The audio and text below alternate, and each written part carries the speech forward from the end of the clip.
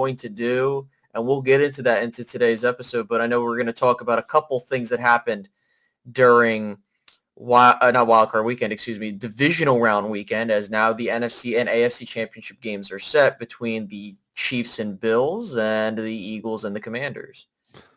Yeah, absolutely. So you want to get into the playoff games, or do you want to start with the head coaching candidates? Let's go ahead and start off talking about divisional round, because it's going to set the tone for like what we're wanting to see from the Cowboys moving forward, right? Especially from what we're seeing, how these coaches are maneuvering and how they're operating these games. Like looking at the scores here, right, when we talk about what happened, I believe we had it was the Texans and Chiefs and then the Commanders and Lions that played on Saturday. We saw that a lot of what got these teams to where they're at isn't because of high-powered offenses. It's because of the fact that their defenses were able to limit the big play abilities from these teams as best they could. For those that won, by the way, of course. But they took advantage of matchups and why coaching matters. We saw George Karlaftis get 3 sacks off of Dalton Schultz, and they didn't change up what they were doing or anything like that, right? And I think the other thing, too, is you look at the Commanders versus the Lions. The Commanders had an up-tempo offense that the Lions couldn't keep up with. They understood that, and they ran with that, right? And, again, very well coached and disciplined. Then you go to the other 2 games, which was, I believe it was the Eagles and the Rams game was the first one. And then the second one was the Bills versus Ravens. By the way, we had a much better product on the field this go-around than last round, right? But what's crazy is all of the home teams have won, with the exception of the teams that the Commanders beat. So, again, they're able to control the time of possession, limit turnovers, but I don't want to take it up too much because there was a couple things that happened, especially in that Ravens and Bills game, when it comes to certain narratives that irked the hell out of me. And you probably know what I'm talking about, but I wanted to hear your thoughts on what you saw from divisional round weekend. Well, my biggest takeaway from divisional round weekend is just how impressive Washington looks. I mean, offensively, when you talk about both the quarterback, Jaden Daniels, and the play caller, Cliff Kingsbury, I mean, these guys are in lockstep right now. I think that Jaden Daniels does a very good job of being efficient.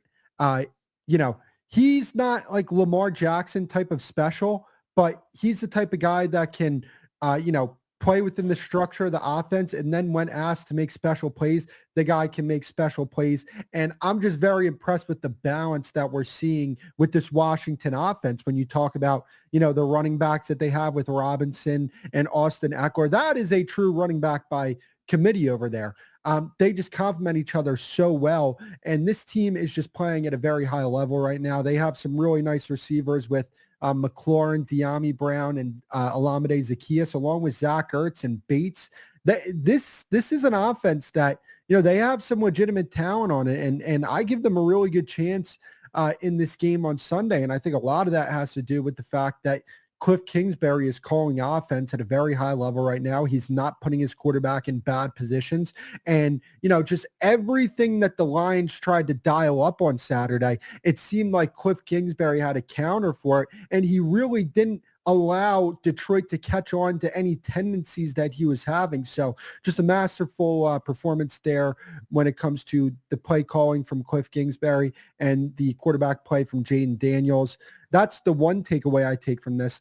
And another takeaway I take from this is, look, you can have a quarterback making over $50 million being an utter game manager, throwing for 120, 130 yards a game, and win playoff games if your football team's good enough. If the team around the quarterback is good enough, you can win games. And that's what we saw here with the Eagles, because, I mean, man, they have a special running back there with Saquon Barkley. Their defense is playing at a very high level. But just the quarterback play is just so unimpressive that it makes you say, hey, look, I get it. Jalen Hurts is winning games. 1, wins aren't a quarterback stat. Don't care what anybody says. And 2, you have to ask yourself this question, are we sure Jalen Hurts is better than Will Levis? because I don't know, like, yeah, Will Levis struggled this year in Tennessee, but I would also counter that by saying, hey, if you gave Will Levis 12 seconds to throw the football and he's throwing the ball to AJ and Devontae and Dallas Goddard, and he can hand the ball off to Saquon Barkley, are we sure that this team isn't 14-3 as well? So that's one of the key takeaways that I take from this as well, is that, you can have a well below average quarterback and win big playoff games if your team is built properly, and Philadelphia has the ingredients, and, credit to them, no doubt about it. And the thing is like when you look at how this weekend went, all of the teams that had the most yardage and were able to move up and down the field lost. And a lot of that comes down to the turnover battle. And this is where I get really annoyed with the dialogue, is that there are excuses for Lamar Jackson having the turnovers that he had. There are excuses for the turnovers that Jalen Hurts had, or even the safety he had. But when Dak Prescott does a similar thing, or he doesn't do anything similar to that, I should say, he gets scrutinized to kingdom come. And I'm not saying he's void of criticism. I want people to be very clear when I say what I'm saying here. It's because I want there to be a standard. Like when Justin Herbert threw as many interceptions as he did in that game, and when Jordan Love threw as many interceptions, I never saw not as much criticism when it came to with Dak. And again, I just want there to be a balance there. If Dak Prescott has a bad game, you got to call it out for sure. But at the same time, we can't be coming up with excuses. Like Lamar Jackson had 2 turnovers, which led to points, if I recall. And no one is, it's Mark Andrews' fault. He did the thing at the dude. I think the Ravens win that game if Lamar Jackson doesn't turn the ball over and if all those things don't compile. But again, to your point, I completely agree. If you have a situation where you're winning a football game and your quarterback's only asked to throw the ball, let's just say 20 times, and he has 150 yards and he rushes for a touchdown, isn't that the goal? And we'll see how he does, because I know he's hurt, and we'll see if he plays on Sunday, giving the Commanders a possibility to go to the Super Bowl this upcoming week. But no, man, I think my final takeaway from Divisional Round weekend is that you don't need your quarterback to be a superhero to win football games. We clearly saw that. Sure, Josh Allen was doing his thing, but they were able to run the ball with James Cook and all that other stuff. And then you talk about what the Commanders did. I think Jaden Daniels had the best quarterback performance this weekend. And again, it wasn't like he was being asked to make superhuman throws. He was able to be in a scheme that allowed him to do those things. And again, when we say that, that's not an excuse for your quarterback that you have now. They can't do this, that, or a third. It's just we're reacting to what we see. And the Cowboys have not done any of that in the not even just with Dak, but with Romo or any of them. So I don't mean to go on forever on that, but was there any final thoughts you had for Divisional Round weekend before we get into the coaching search? Well, to piggyback off what you're saying about Lamar Jackson, yeah, the standard is completely different from Lamar Jackson than it is for Dak Prescott. And it absolutely shouldn't be, because Lamar Jackson is about to win his 3rd MVP. I would say this probably should only be a 2-time MVP, because Dak deserved that award last year. That's besides the point. The standard's higher for Lamar Jackson because people look at him as a all-time great quarterback.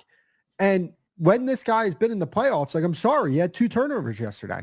We can't sit here and say that Lamar Jackson did everything he could to win that football game when he just flat out didn't. That is a bold-faced lie. And the only reason why people are saying that is because they're fans of Lamar Jackson. They like him. That's why they're saying that. I think that he's one of the most protected quarterbacks in the entire NFL from a lot of the media. Some of the fans might hate on him, and I get that. I understand that. But, man, talk about you're seeing Ryan Clark and guys like that say Lamar did everything he could, when that's just not the case. It's a flat out lie. Lamar Jackson was a reason why that team lost the game. And even on that throw to Mark Andrews, that wasn't some great throw for the 2-point conversion. That wasn't a great throw. It didn't fall right into Mark Andrews' hands. So I think he's taking a little bit too much blame. But, I will say I definitely gained a ton of respect for Lamar Jackson this season. But come playoff time, let's keep it real. He hasn't been good enough. And that's just what it is. And, Granted, we're talking about it with the teams. You don't need to be good enough, quote unquote. You just need to have a really good football team around you. And that's the way I look at that. And then last thing I'll say is, actually, you want to know why I don't really have anything about the Chiefs game because, I mean, it's just a Chiefs. Dude, they're inevitable. They're like Yeah. Thanos. They're inevitable. They're probably going to beat I hope not, but it would be funny if it's the Bills in the Super Bowl versus another NFC East team and they lose to another NFC East team. That would be something.